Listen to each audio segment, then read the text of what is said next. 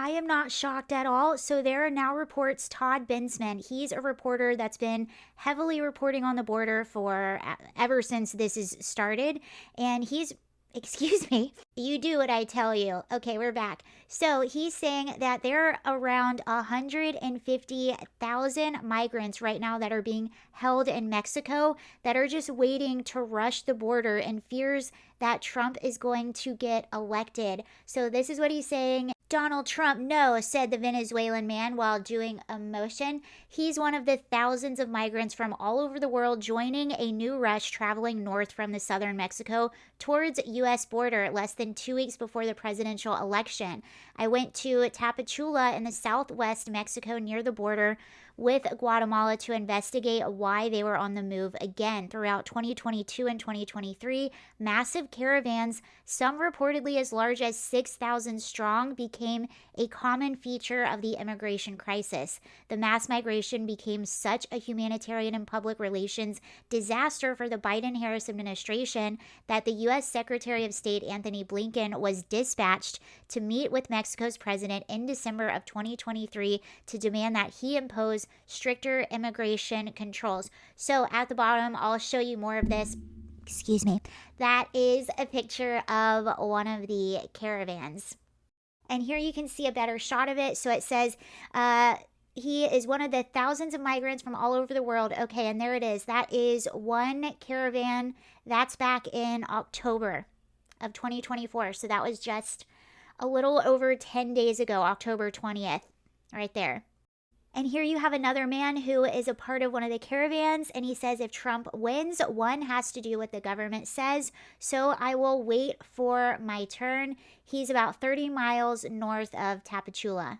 What's really crazy too are how people are getting here and they're walking. Some people even have children. It says those who cannot afford accommodations, including women and children, sleep on the streets and in city parks packed like sardines. Remember this as you hear Vice President Kamala Harris tout new statistics showing a decline in the number of illegal border crossings. So essentially what they did is they made a deal and all of these people are being held in Tapachula, but now so many people are arriving that they're literally just combusting at this moment. They have way too many people that they're hiding or that they're holding there. It says even the Department of Homeland Security admitted earlier this month that the drop in illegal U.S. border crossings is due in part to increased Mexican enforcement efforts.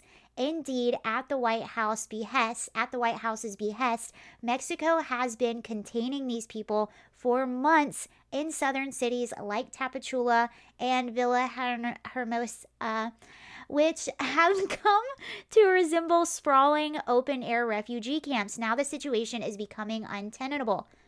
According to those I've spoken to, the Mexican government promised they would help travel documents get those expedited, but that never materialized. So you have all these people that are just waiting there, that are waiting to come up to the U.S. border. And the reason it feels like it's dropping so much is because obviously it's ahead of an election cycle. So they want it to look a little less, congested. Almost like what they did when they said, look, border crossings are down. Meanwhile, they're just flying them in directly from their home countries on a plane near you. And here is our caravan. This was actually posted by USA Today about 12 years ago, but this is essentially the same group of people.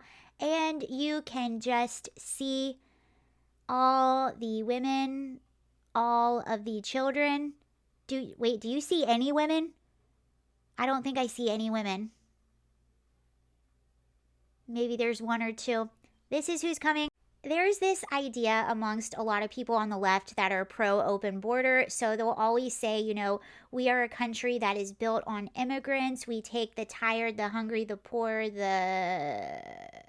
those people, and we're Ellis Island back in the day. This is what we've always done. Yes, we are a nation that is built on immigrants, but we are a nation that is built on legal immigrants, immigrants that come here to this country and want to contribute and assimilate to this country. And that's not the type of immigration we're seeing right now. And back in the day, so my great grandfather, Emilio Sansoni, immigrated here from Italy with my great great grandmother. When they came here through Ellis Island, you needed a sponsor. You needed to show that you had work prospects. You needed to prove that you weren't going to be a public charge. And you had to pass a health screening. Otherwise, you were not admitted into the United States. We also had everyone's names on the books. We didn't have a situation where people were just running over the border in mass and we have no idea who they are. There is also something that did not exist way back in the day, and that thing is called the welfare state. We didn't have a welfare state. So you didn't have American citizens that were paying for these individuals to be on social services. Because the truth of the matter is, when they're coming over the border, taxpayers are paying for their housing, they're paying for their food stamps if they need those, their health care, they're getting EBT cards, they're getting plane tickets, transportation. All of that is on the taxpayers' dimes. And then in all of these areas that they're moving to, you have police based on population, you have hospitals, schools, all of those are based on population. And now you're being inundated with hundreds, thousands of people that haven't paid into that system and haven't contributed into that system now going into all these areas. And they say, we need nurses, we need teachers, we need doctors, we need police officers. Okay, well, that's not who's coming over the border. And in fact, that's who you're overrunning when you're allowing all of these people over the border. So that's what's happening. It's going to be a really interesting few weeks to see if they make it to the border, to see what's going to happen. Does it dissipate? Does Trump get in office? Who knows? But that's what's coming to say hello.